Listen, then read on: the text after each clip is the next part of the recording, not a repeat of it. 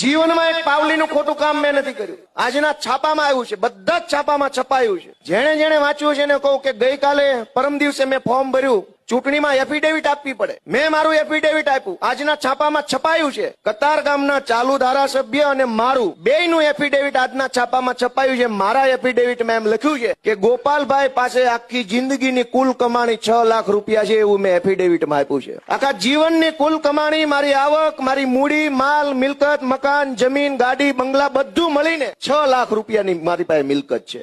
કતાર ગામના ધારાસભ્યએ 35 લાખની લોન એમના પોતાના ઘરવાળા અમારા ભાભીને આપેલી છે. કોઈ પોતાની ઘરવાળીને લોન આપે? ક્યાંય સાંભળ્યું છે આવું? છતાંય એટલા બધા પૈસા વધી ગયા કે કાગળ ઉપર પૈસાને બ્લેકમાંથી વ્હાઈટ બતાવવા માટે અંદરો અંદર લોનો ચાલુ કરી છે. આ વાત મેં એટલા માટે, મારે કોઈની વ્યક્તિગત ટીકા નથી કરવી. ભગવાન હવને 100 વરસ ના કરે. જેટલા પાપ કર્યા એ ભોગવે નહીં ત્યાં સુધી જીવાડે.